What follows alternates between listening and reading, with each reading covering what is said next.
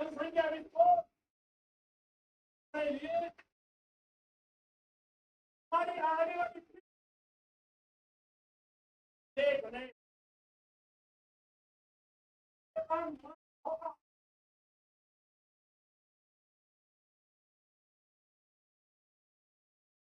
फरवरी 2027 जब भारत में सेंसस का काम पूरा हो जाएगा तो लगभग भारत की जनसंख्या कितनी होगी। आज के वीडियो में हम भारत में जनगणना के इतिहास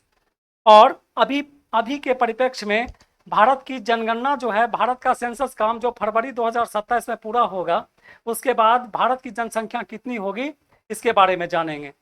इस वीडियो में हम ये भी जानेंगे कि जनसंख्या के आधार पर क्या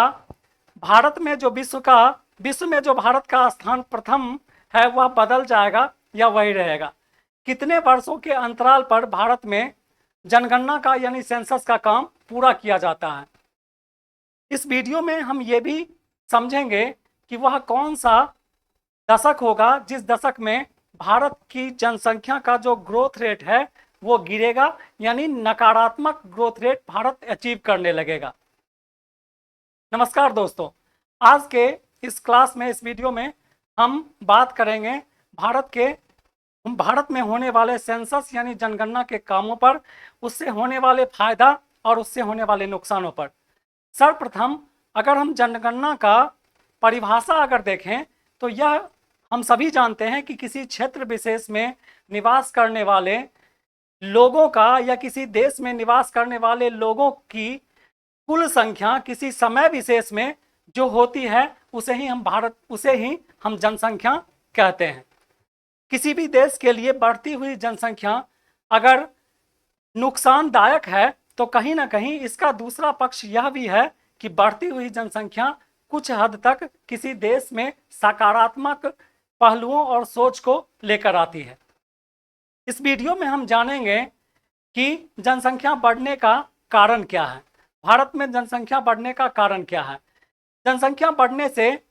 इस हमारे देश को क्या क्या नुकसान हो सकता है और इसका फायदा क्या क्या हो सकता है। और इससे पहले हम आगे बढ़ें, उससे पहले हम एक नज़र जनसंख्या के इतिहास को भी देखना चाहेंगे। अगर जनसंख्या के इतिहास की बात की जाए, जनगणना के इतिहास की बात की जाए, तो हम यह जानते हैं कि सर्वप्रथम जो है सो चाइना, इजिप्ट और रोम ने अपने देश में लोगों को सेना में भर्ती करने, कर वसूली आदि के कारणों से अपने देश में जनगणना का काम करवाया करते थे। लेकिन अगर नियमित रेगुलर सेंसस की बात की जाए तो सर्वप्रथम 1790 ईस्वी में यूनाइटेड स्टेट्स ऑफ अमेरिका ने जनगणना का काम प्रारंभ किया था। और इस वीडियो में हम ये भी देखेंगे कि इस जनगणना के कारण हमारे देश में जब भारत की जनसंख्या लगभग 150 करोड़ से ज़्यादा हो जाएगी तो उसके बाद उस जनसंख्या का हमारे देश पे क्या असर पड़ेगा। चलिए देखते हैं और बात करते हैं इसके बारे में।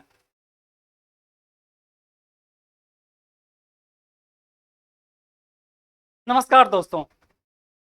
जहां तक किसी देश की जनसंख्या, बढ़ती हुई जनसंख्या अगर तीव्र गति से या उसका ग्रोथ रेट अगर बहुत ज़्यादा हो तो कहीं ना कहीं यह माना जाता है कि उस देश के डेवलपमेंट में और उस देश के विकास में इस बढ़ती हुई जनसंख्या के कारण देश का विकास अवरुद्ध हो सकता है। यह बात तो तय है। जहां विश्व में सर्वाधिक क्षेत्रफल रखने वाला रसिया जनसंख्या के मामले में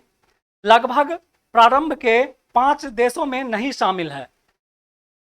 अमेरिका जो लगभग विश्व में क्षेत्रफल के मामले में लगभग प्रारंभ के 7 देशों में आता है, वहां की भी जनसंख्या अगर देखी जाए तो लगभग पूरे विश्व में अमेरिका की जनसंख्या तीसरे स्थान पे आती है।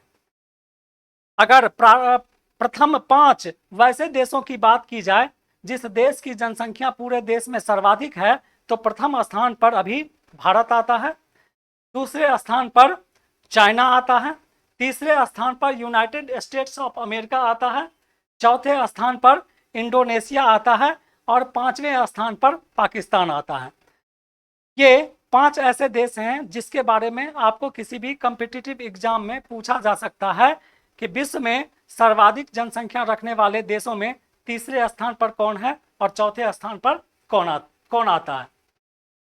चलिए, हम अगर बात करें कि भारत की बढ़ती हुई जनसंख्या की से होने वाला नुकसान कौन कौन सा है, तो सर्वप्रथम हम इसके नुकसान की बात करते हैं। सर्वप्रथम अगर किसी देश की जनसंख्या बढ़ती है तो उसका सर्वाधिक प्रभाव उस देश के संसाधन पर पड़ता है। जैसा कि हम सभी जानते हैं कि अभी 2026 में भारत जो है कई सारे संकटों से जूझ रहा है। मिडिल ईस्ट से आने वाले जो ऑयल क्राइसिस है, तेल का संकट है, जिसके कारण हमारे देश का जो विदेशी मुद्रा भंडार है वो लगभग पिछले 1 साल में या 6 महीने में लगभग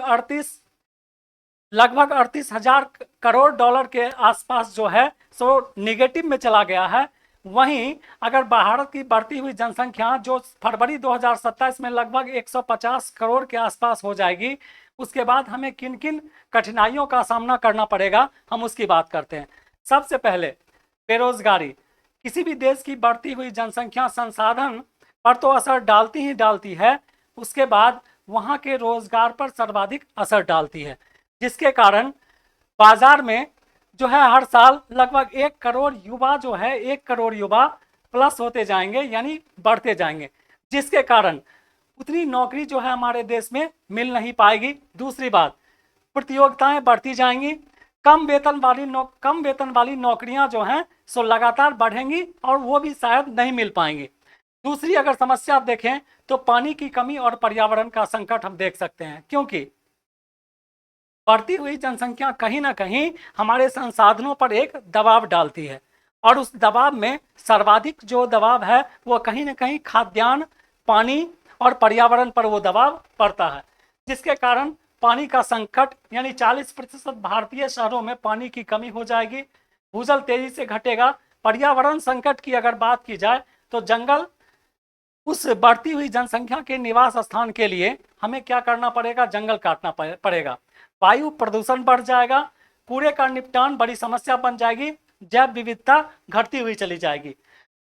अगर गांव और शहर की बात की जाए तो अगर गांव और शहर की तुलना की जाए तो ग्रामीण भारत में लोग खेती पर निर्भरता, सीमित रोजगार, शहरों की ओर पलायन,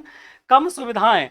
ये ग्रामीण समस्या बन के जो सामने आएगी। शहरी भारत के रूप में नौकरी के अवसर में कमी होगी, ट्रैफिक में जो है सो ज़्यादा जाम लगने की समस्या बढ़ जाएगी। ठीक है, खेती पर प्रभाव तो पड़ेगा ही पड़ेगा, ये आप भी समझते हैं और हम भी समझते हैं। चलिए,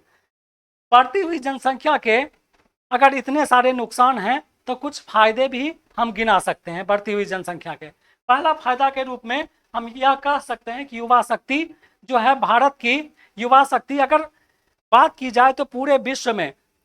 जब भारत की जनसंख्या सबसे ज़्यादा होगी उस समय लगभग भारत की जनसंख्या का लगभग 65% यानी 65% जो है आबादी 35 साल से कम उम्र की होगी। यानी भारत की जनसंख्या का लगभग 65% जो पॉपुलेशन होगा वो 35 वर्ष से कम होगा। इसका अर्थ क्या होगा? इसका अर्थ होगा काम करने की भरपूर क्षमता बढ़ेगी, नई तकनीक सीखने में हम आगे बढ़ेंगे, डिजिटल इंडिया की रीढ़ बनेंगे ये युवा शक्ति, मेक इन इंडिया का इंजन बनेंगे। इस तरह हम कह सकते हैं कि जो है बढ़ती हुई जनसंख्या के अगर बहुत सारे नुकसान हैं तो कुछ फायदे भी हैं, लेकिन ये फायदे तब उन बातों पर निर्भर करते हैं कि अगर हम इनको शिक्षा किस तरह से दे रहे हैं, इन्हें एजुकेशन किस तरह का प्रारंभ दिया जा रहा है, अर्थव्यवस्था की ताकत, स्टार्टअप बढ़ेंगे, टैक्स कलेक्शन बढ़ेगा, लेकिन ये सभी निर्भर करते हैं इस बात पे कि हम इन्हें किस तरह एजुकेटेड कर रहे हैं या इनका उपयोग किस तरह कर रहे हैं। अगर दूसरे देश से तुलना की जाए तो इंडिया में युवा आबादी ज़्यादा अवसर भी है लेकिन चुनौती भी है। चाइना में आर्थिक शक्ति बड़ी है। जैसा कि आप सभी जानते हैं कि दुनिया में सर्वाधिक प्रथम स्थान पर जो है अमेरिका बैठा हुआ है, जो सर्वाधिक सबसे बड़ा आर्थिक शक्ति वाला देश है। ठीक है, दूसरे स्थान पर अगर सर्वाधिक आर्थिक शक्ति वाला देश की बात की जाए तो चाइना है, और भारत जो अभी कुछ दिन पहले चौथे स्थान पर था, लेकिन इस मिडिल ईस्ट के वाइल्ड क्राइसिस के कारण भारत जो है लगभग छठे स्थान पर पहुंच गया है। जापान की बात की जाए तो जापान में निश्चित तौर पर जनसंख्या कम है। जनसंख्या कम होने के बावजूद भी वहां पर जो टेक्नोलॉजी है, तकनीक अत्यधिक ज़्यादा है, जिसके कारण आज भी जापान जो है लगभग विश्व में लगभग चौथा सर्वाधिक आर्थिक शक्ति वाला देश बन के उभरा है। अगर जनसंख्या बढ़ता है तो उसके निगेटिव पहलुओं को आप देखिए कि निगेटिव रूप से शिक्षा की समस्याएं जो हैं, शिक्षा के रूप में और स्वास्थ्य व्यवस्था पर दबाव यह निश्चित रूप से बढ़ेगा, जिसके कारण हमारे देश को इसे संभालने के लिए या इसे ठीक करने के लिए कई सारी समस्याओं का सामना करना पड़ेगा। तो अब हम ये देखेंगे कि ये जो भारत की बढ़ती हुई जनसंख्या है, इस जनसंख्या के लिए सरकार क्या कर सकती है। तो सरकार हमारे देश में जनसंख्या के ग्रोथ रेट को रोकने के लिए कोई वैसा कानून ऐसा नहीं बनाया गया है जो तीव्र रूप से कार्य कर सके, लेकिन भारत में जो है जनसंख्या के लिए क्या किया जा रहा है, फोकस इस बात पर है कि महिलाओं की शिक्षा, परिवार नियोजन, जागरूकता अभियान, स्वास्थ्य सुविधाएं भारत में ऐसी की जा रही हैं ताकि लोग पढ़ लिख कर, एजुकेटेड होकर खुद ब खुद इस बात को सोचने के लिए तैयार हों कि बढ़ती हुई जनसंख्या सिर्फ देश की समस्या नहीं है, बल्कि बढ़ती हुई जनसंख्या जो है सो हमारे परिवार की भी समस्या है, जिसके कारण हमें जूझना पड़ता है। एजुकेशन के कारण वह दशक लगभग माना जाता है कि 2060 से 70 का दशक वह दशक होगा जिस दशक में भारत की जनसंख्या का जो ग्रोथ रेट है वो निगेटिव रूप से बढ़ना प्रारंभ हो जाएगा। यानी लगभग भारत की जनसंख्या जो है सो उसका ग्रोथ रेट गिरने लगेगा, और वह आपको याद रखना है, किसी भी एग्जाम में पूछ सकता है कि 2060 से 70 का वो दशक है जिस दशक में भारत की जनसंख्या का ग्रोथ रेट निगेटिव में जा सकता है। ठीक है,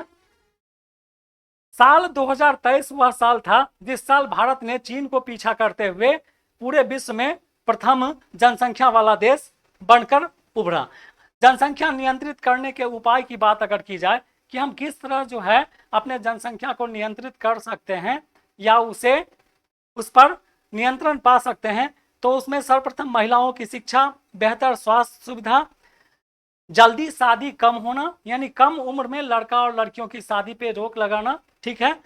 ग्रामीण शिक्षा का विकास करना, परिवार नियोजन की जागरूकता को बढ़ाना, महिलाओं को रोजगार देना, छोटे परिवार को प्रोत्साहित करना और स्किल डेवलपमेंट की बात करना। ये सारे इन सभी कारण हैं जिससे हम भारत की जनसंख्या को नियंत्रित कर सकते हैं। दोस्तों, किसी भी देश की बढ़ती, अगर हम विकसित देशों की बात करें, जितने भी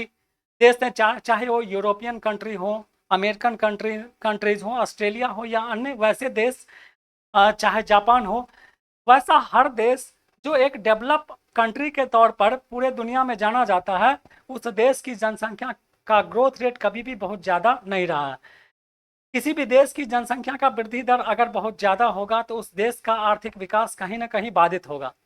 ये तो मानना पड़ेगा। जहाँ तक चीन का सवाल है, चीन में जनसंख्या का ग्रोथ रेट कुछ सालों तक बहुत ज़्यादा था, लेकिन वन चाइल्ड पॉलिसी को लागू करने के बाद चीन में जनसंख्या का ग्रोथ रेट धीरे धीरे कमा और आज चीन का जो जनसंख्या वृद्धि दर है वो नकारात्मक जो है नेगेटिव पहलुओं को पा चुका है और उसके आधार पर नीचे की तरफ जा रहा है। लेकिन भारत को यह काम करने में अभी भी वर्षों का समय लगेगा, और अगर भारत की सरकार या भारत की आम जनता जो है इन पहलुओं पर ध्यान ना दे और इसके प्रति जो है जागरूक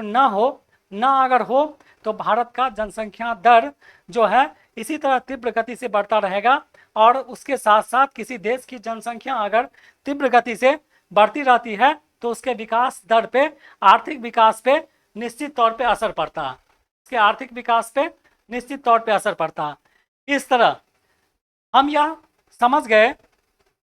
आज के वीडियो में, आज के क्लास में हमने देखा कि जनसंख्या का विकास, जनसंख्या का ग्रोथ किसी भी देश के सकारात्मक पहलू को उतना प्रभावित नहीं करता है जितना कि नकारात्मक करता है। इसलिए आम पब्लिक और सरकार अगर दोनों चाहें तो एक अच्छा कानून बना के भारत की जनसंख्या के विकास दर को कम कर सकते हैं और किया जा सकता है, और जिसके कारण इसके दूसरी तरफ भारत की आर्थिक विकास दर में तीव्र वृद्धि हो सकती है। चलिए, उम्मीद है कि आज का वीडियो आपको अच्छा लगा हो। अगर अच्छा लगा हो तो इसे लाइक और सब्सक्राइब कीजिएगा। मिलते हैं अगले वीडियो में किसी नए विषय के साथ। तब तक के लिए बहुत बहुत धन्यवाद।